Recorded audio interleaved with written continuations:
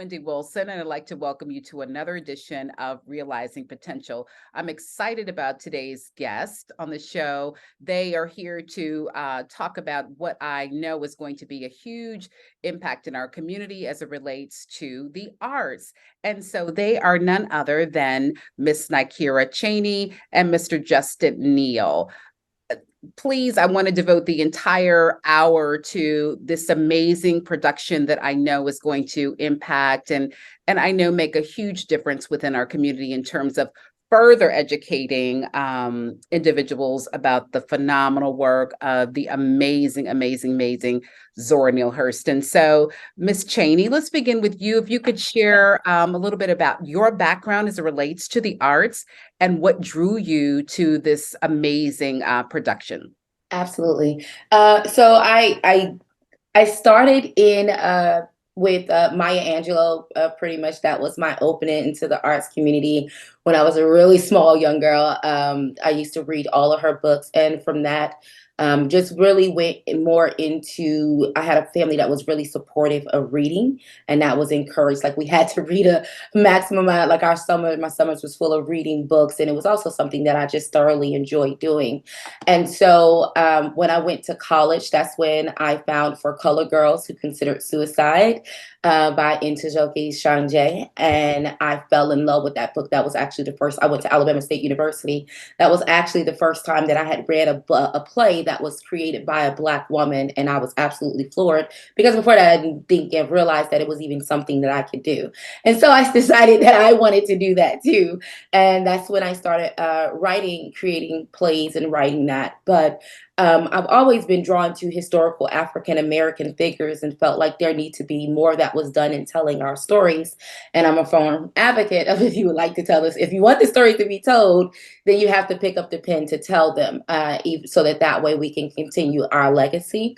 And so when it came to Zora Neale Hurston, I have long been a fan of Zora Neale Hurston. Her work is absolutely amazing. Just about every book and every letter of hers that I can find, I truly have read. I'm an archive digger, and so it took me about 3 years of research to do the just going through the different stories and archives and different information, and then I created it. We actually the very finished it in 2017.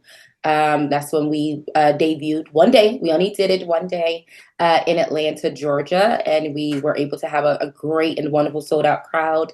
And that same year, we won the Atlanta Black Theater Festival for Best Producer for the production. And so we planned on going out, of course, before COVID and wasn't able to. And now COVID is over and we're going back out. But I wanted to stick to the roots of the story and to really take time to go to those places that was really central to the building of African American communities and culture in the South. So those are places like your Valdosta, Albany, Brunswick, Macon. So we're really trying to go through that, Birmingham, Alabama, Montgomery. So we're trying to go to those places that we can really celebrate the culture and bring them something that they may not be used to or may not be seeing frequently. Yes. Mhm. So hats off to your family, your parents for indoctrinating you at an early age with reading and literacy in your household. My summers were also filled trekking back and forth to the library, Mhm. and was not introduced to Zora Neale Hurston until probably my late teens when I entered into college. And so don't know why, because she has when you start reading her, it is very transformative, and just embarking upon the great storytelling and the cadence and preparing for this interview today.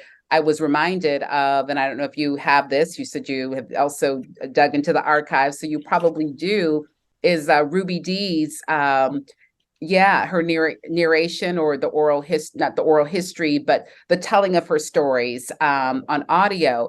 And I was like, I wonder where my cassette is with that, knowing I don't have anything to put the cassette on. So I'll have to see Oh, that's what's out awesome. there. But yes, absolutely just remarkable voice and mind. that has certainly impacted generations. Justin, I cannot leave you out of this conversation. No So worries. if you could weigh in, please tell our viewers a little bit about you and your remarkable work in this community as it relates to the arts, and then how this collaboration started. Well, so I'm from Atlanta originally. I came here to Americus at Georgia Southwestern to study theater, and I was involved in tons of community shows, college shows, and then after graduating, came to Albany and got connected with the theater and did some work with them before having the pleasure of getting to be hired as their new general manager this past August. And just from a love of theater and wanting to see just new things brought to the community and to the arts community in general here. My big, like I'd say, my mission statement for the year since starting was just trying to bring things back to the theater that maybe our patrons weren't as used to as our normal shows, spotlighting other local artists, playwrights, and just I think there's so many stories out there that people want to have told, and so I think having a space that's so accessible and open and accommodating is really important for that. Absolutely, absolutely. And so this meeting of the minds and the decision to bring this to Albany, tell us a little bit about that.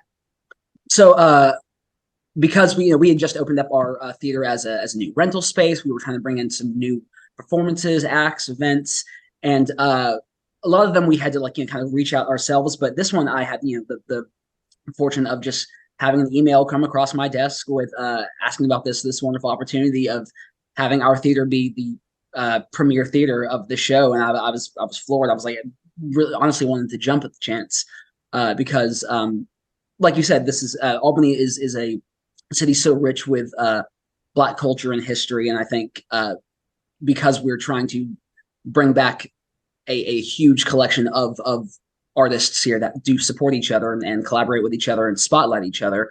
I knew this was almost like the perfect storm of two things of just coming together to spotlight both the Black community and arts here that we're trying to grow.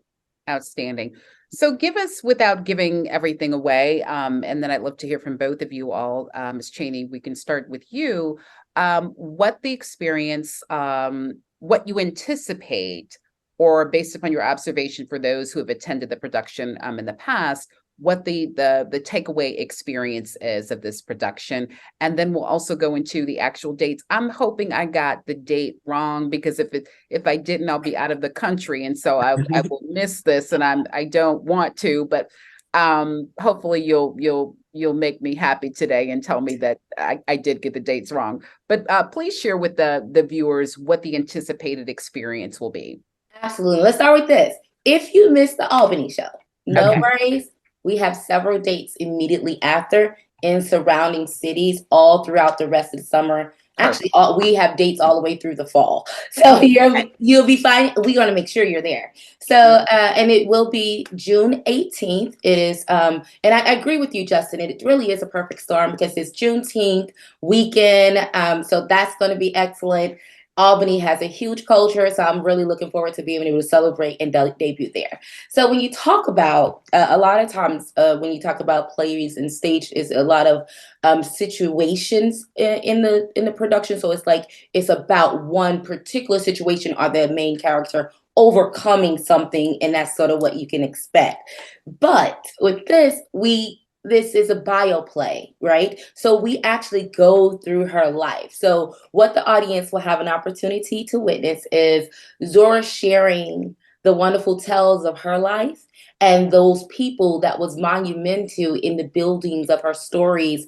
So you're going to see, of course, you're going to meet John and Lucy Hurston, which was her parents and former slaves. You'll hear stories from her stories from the gatepost in Eatonville, Alabama, to which she calls her home sweet home, but we know that she's from Notasulga, Alabama, right? You then get to have a little bit at Morgan Academy, and then we go to Howard University, where she joined Zeta Phi Beta sorority in Incorporated. You meet Dr. Elaine Locke, one of the founders of the Harlem Renaissance movement, before we transition over to New York with the Opportunity Literary Awards. We learn about Black publications like Opportunity, like Survey Graphic, which was really monumental during that time period. And then the fun stuff, because then we get to meet, we have a little bit of Langston Hughes, County Cullen. And so we go into Wallace Thurman. We really go into some of those artists that was monumental at that time. We talk about the building of their publication, which was Spire Magazine. And so we get to do that. We talk about her going to Zora Neale Hurston. Also, in addition to being an author, she was the first African-American to attend Barnard University in New York, which was really, really huge at the time. And so she went there, and we talk about one of the things that I always like to credit in this work is Carla Kaplan, who wrote a book of 400 letters that was sent by Zora Neale Hurston. And when Zora passed away, they had set her property outside, so her property was going to be burnt, and they ended up saving her trunks and her letters from being burnt.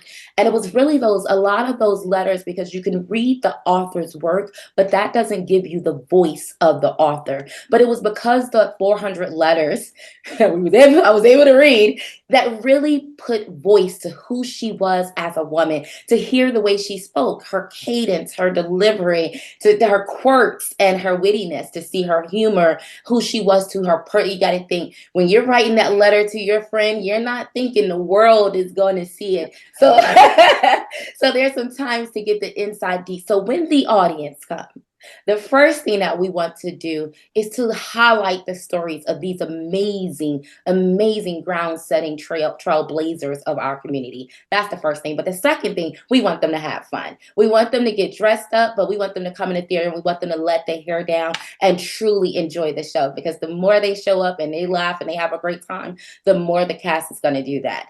The other thing is, I have a powerhouse cast. When you talk about some singers, it's not a musical. However, you are going to get some outstanding and amazing singing in this production. There's poetry. You get we go into the, one of the things is keeping it central to the time. You're going to hear some of those good old railroad songs. You're going to hear what they were singing at the turpentine mills of that day and time. And so it's just really, we do cover the range of her life, and we do it in a short span of time. So it's really fast paced. So you're talking about, that's what I believe to be the large takeaway from the production. Yeah. She certainly led, of course, any beloved individuals that we know or did not know, but we had an opportunity to experience whenever they make their transition. We often think about, or at least I do, that they didn't live long enough because their life was so rich. She's certainly example of that what if we could have had so much more. But of course, we know that is certainly beyond our control. And as you were speaking, I did recall when I did first learn of her, and it was through Alice Walker and In Search of Our Mother's Gardens. And she talked about this amazing woman, and how she was just committed to preserve her legacy and introduce her through the world. And there was couldn't identify her grave site. And so she was instrumental in, creating a deserving marker that was, certainly an indication of who this amazing woman certainly was. So I'm excited to hear that you've been able to compact that. Because of course, to fully tell her life, we probably would be in the theater for many, many hours. But I know you have done it in a very rich and resonating way, and certainly look forward to doing that. Justin, I think certainly Nykieria certainly captured it very well. Anything you'd like to share in addition to what she has so eloquently presented to us in terms of Zora Neale Hurston? And again, as the original question posed, the experience that the viewers will be able to take away. Well, course, learning that there is because it's such a historical piece, but there is all this fun and music to it. That's definitely something that our patrons are used to. Is show we our biggest grab is, of course, musicals and musical theater and things like that, and like these big fun explosive shows that as much as as much of a lover of musical theater I am, all of them, to facilitate the music, it's a lot a lot of times they're a little bit simpler stories. They're always just a fun time.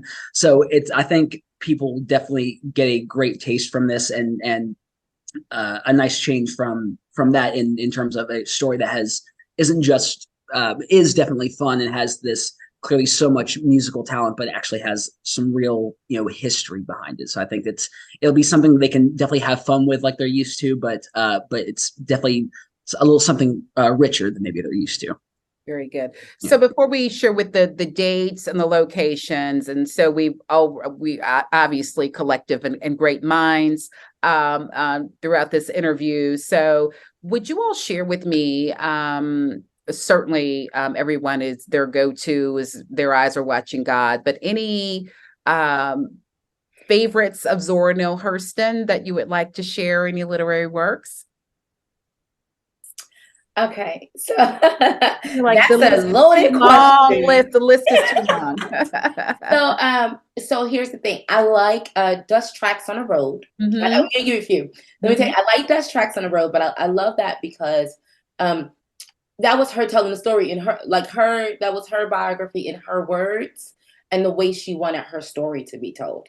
And I think that it is impactful and important that we can tell our stories the way we want them to be told. Now, we do know, again, there were some things that was left out, but that was, again, she represented what was true for her. And at that time period, she just sort of transitioned. And I did want to tell you, there is a nugget, is that Alice plays a great role in the production. So we definitely would never leave Miss Walker out, because she is too one of my favorites. But so Dust Tracks on the Road, which is her autobiography, Mules of Men, which is the production that her and Langston did later create that into a play, but Zora had already started work on the actual book of Mules of Men.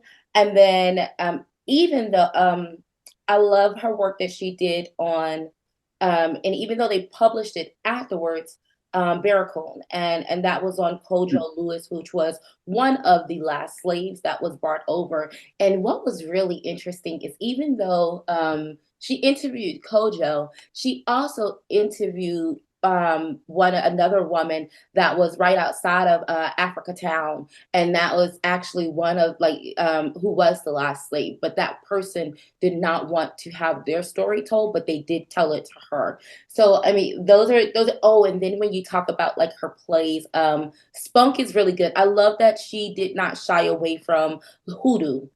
Actually, I love that because in American culture, I feel like a lot of times our culture has been watered down, or created taboo, or incorrectly told. So when you have that, you're not able to really present yourself and to ground yourself to your roots. And so what I love about her exploring our exploration of hoodoo is that she didn't just stick to the United States. She went to Honduras and Jamaica. She went to Haiti. She went down to New Orleans, and she really immersed herself in a culture to learn what it was about, to learn that, oh, so they call it roots because it was really about using herbs and using things that was from the nature and from the ground, not because it was to cast spells and lock somebody away, right? So right. I love when you talk about stories like Spunk, which is like one of her short stories that can turn into play. I love that she was not afraid to be authentically Black and unapologetically so, and truthfully tell our story just the way it was, which is what then led her into going into anthropology and studying with Dr. Frances Boas, is that she wanted to then tell the story of our cultures, because she felt like, which was really true, is that if you think about the Native Americans, at other times, she was saying that they were being, even though they were going to reservations, there was a little bit of preservation in being in a locked away area where you can preserve that. But when you talk about what we were doing, we had already come through slavery, where we weren't able to practice our culture. But then in the community and going through segregation, we weren't a way where we would be able to practice those things individually. So those are some of the things and the highlights of the different stories and kind of why I like them. And even though and without there's one other author that I just have to mention, and her name is Valerie Boyd. And Dr. Valerie Boyd, she wrote Wrapped in Rainbows, and she was a really, really phenomenal woman. And Wrapped in Rainbows was monumental to my research for this as well. And when I had the first play, I actually, Dr. Boyd was going to come, but that week she had started treatment because she had cancer, and she has since passed away. But Dr. Boyd's work, Wrapped in Rainbows, really was huge in really documenting the stories and the tales of Zora Neale Hurston, and I just don't want her to be left out. Well, thank you for introducing her to me, and I'm sure it's a couple other viewers out there that may not be familiar with Dr. Boyd's work. I definitely look forward to that. I'm so enjoying this conversation. You made me think when you were talking about, and you're absolutely right. She unapologetically lived her life, conducted research, understood the consequences that could possibly await, and I'm sure that she had to face being an African American, being a woman. And the list goes on and on, but she still soldiered on, as so many of us had to do and then still continue to do to this very day. But her research in terms of the world of hoodoo, and then what that entailed, and then removing the veils and the cloaks and the misconceptions associated with it. You reminded me of Marie Laveau and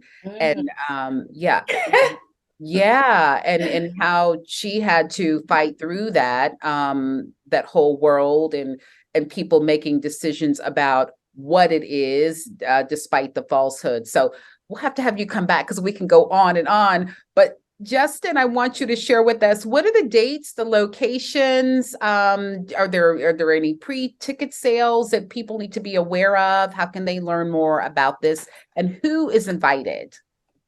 It is, the biggest thing is it's anybody who wants to step through these doors and enjoy this experience is welcome to. You can, of course, get them at twoidleminds.com. But it's going to be on June 18th. So I know that is Father's Day, but I think this is definitely a fun event to go out for that. And it's definitely worth it. But the doors, they open at 3:00 and the show starts directly at 4. Okay. So doors open at 3, show starts promptly at 4:00. And this is located at Theater Albany, 514 Pine Avenue in downtown Albany, Georgia. Okay, great. Father's Day weekend. But again, what a great way to celebrate Father's Day weekend is to attend. And I'm sorry, did you share the ticket prices with us? Or is it open to the, I'm sorry? They're $39.99. Okay, very good. Very good. Yeah, so that folks can start making preparation because we want to bring the whole family out. So again, that's June 18th. Doors open at 3 p.m. The production starts at 4:00, $39.99. Ticket prices, outstanding. Yeah, and that is a very nominal fee for the experience that I know awaits. Okay. Any last words that either of you would like to share? And you promised me, Nykieria, that it's going to be in some other locations if I cannot make that. So what other locations, or should we just, is there a website? I got you. Okay. So we have, so then we do Valdosta, Performing Arts Center. We're going to be there on June 25th. We do the beautiful historic Ritz Theater, which is down in Brunswick, or Golden Owl. We do that on July 30th. We have the Savannah Cultural Arts Center is on August the 11th. And we have the Port of Sanford Performing Arts Center in Atlanta, Georgia, on September the 20th. So somewhere up in there, we're still adding additional dates. We're looking at Birmingham and Montgomery. So definitely more to come, so that you have opportunity to come. to check out the show. But as far as me, I definitely would love for the students to come and I'll work with you to let you know we have something special discount for the students, so they'll be able to come and enjoy the show. We would love to see, we have members of Zeta Phi Beta Sorority Incorporated is in the production. She said she could not be in the production for her soror.